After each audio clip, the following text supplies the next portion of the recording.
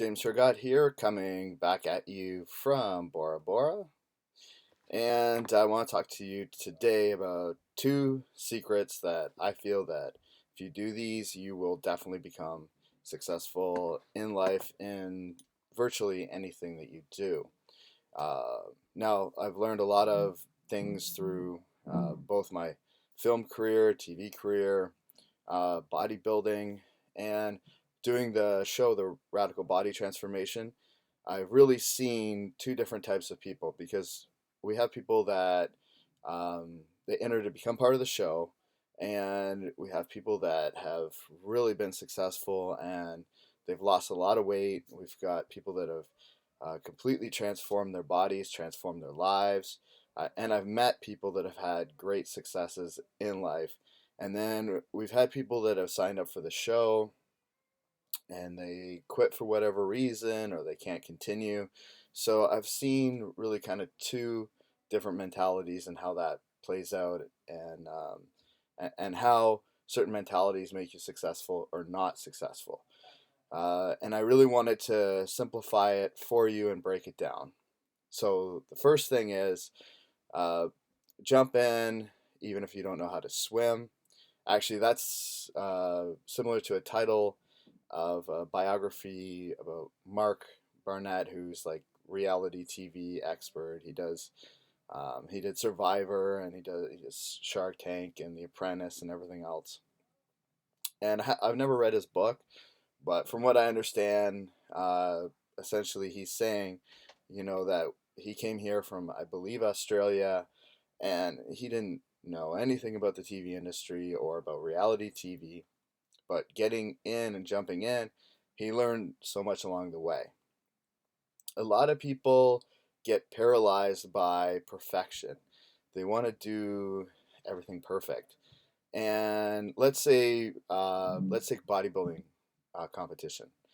They want to be like the perfect specimen when they walk out on stage. However, oftentimes that's not going to happen.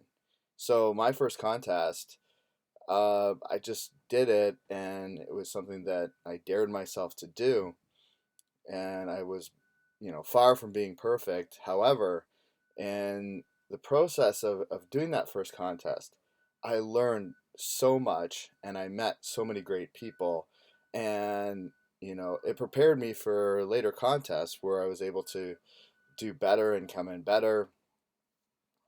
So, of course, there's always your one hit wonder where somebody can come out and their first contest, they'll blow everybody away. Their first movie, it'll be the biggest success. However, that is very rare. So, my first movie, I got into theaters, which was a success for me. It wasn't Titanic, it wasn't anything like that. But, if you look at most filmmakers and their resume, their first few movies you've never even heard of. And, simply they got into the game, they learned things, they were able to improve as a result of that. So, like the guy that did The Sixth Sense. I believe that the movie he did right before then uh, lost money. You've never heard of it, and it was only a year later that he did The Sixth Sense, which was a tremendous success. And when I got started with filmmaking, I apprenticed under a guy named Tarquin Gotch. He was like my mentor. Now, Tarquin had executive produced Home Alone. He had done a lot of big movies, and I really looked up to him and worked with him, and he taught me so much. But everything I did with him, I did for free, and I did it just so I could learn the business. And again, I just kind of jumped into it, and I jumped into doing my first movie. First movie was far from perfect, but I learned so much along the way that I guarantee there was somebody else out there that was waiting to have their script perfect, to have a deal with Sony or whatever the case is, and maybe they still haven't done their movie. And I had done my first movie, then I did my next thing, and this and that, and it just carried me along the way. So you gain experience and you gain on the job training and you make connections.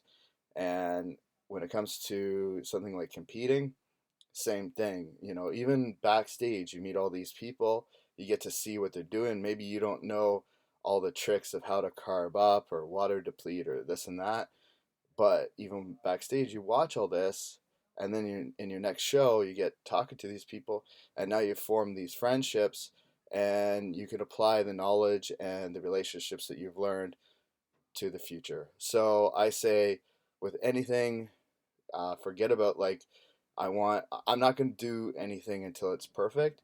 Just get out there and do it. Second thing, and this is a big one, is there's a lot of people out there with vision boards. There's a lot of people out there that talk about, I'm going to be a multimillionaire, I'm going to be a pro bodybuilder, I'm going to be this, I'm going to be that. And one thing I notice between the people that achieve those goals and the people that don't is there's a difference between having one big goal and breaking that goal down. So if you break the goal down into little incremental realistic parts, now you have a battle plan. So again, if you want to be successful as a filmmaker, you know think about like what it is that you want to do, and then work backwards from that and look at, here's what I need to do in order to get to that place. So first of all, I need to learn these skills. Second of all, I need to get this much funding. How am I going to get it? What are the options? When do I need to get that by?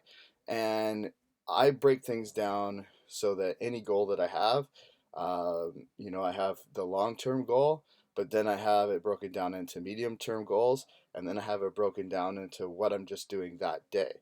So, like you'll see, I'll have a pad, and I scratch things off with my little chicken scratches, and that's like my to-do list. And one by one, I'm working away at chipping those things off my list, and I find that breaking those steps down really leads you towards action, not just dreaming about it.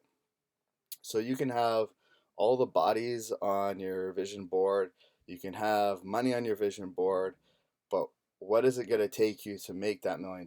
What is it going to take you to have that body? And then break that down into realistic steps and timelines so that you can start going.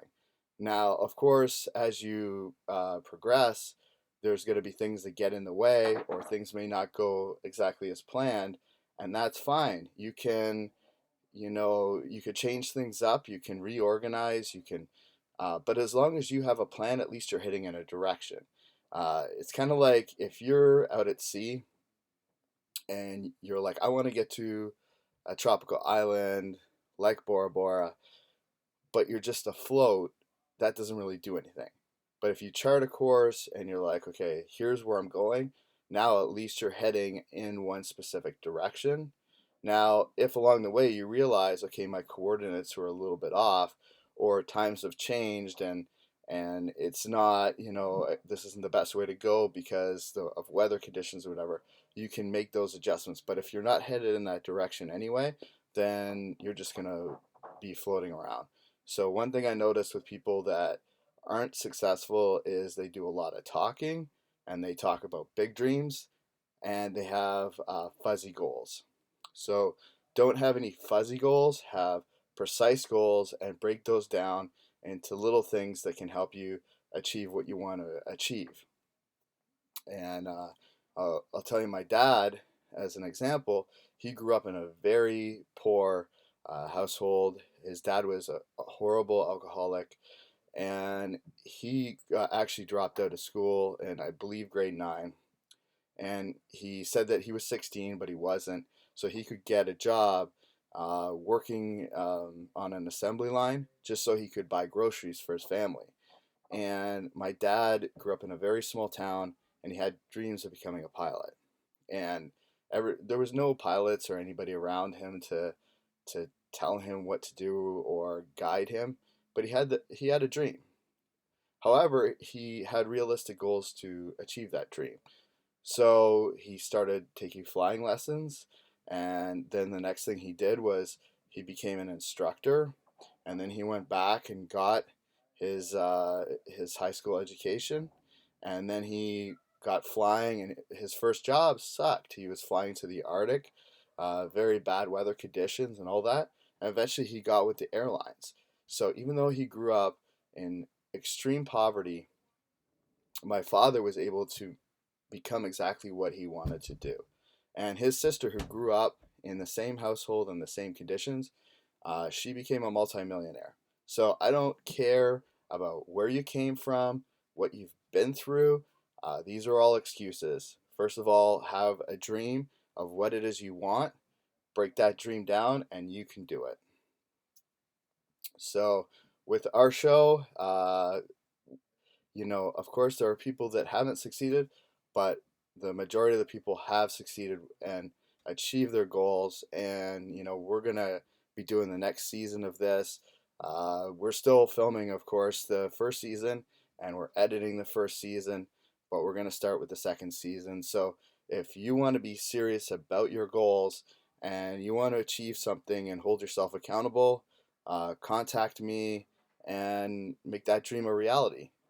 Because don't just sit there, don't just have it on your vision board, don't just say I want to become that. Don't talk about it, be about it, do it. And that's it, and I'm out.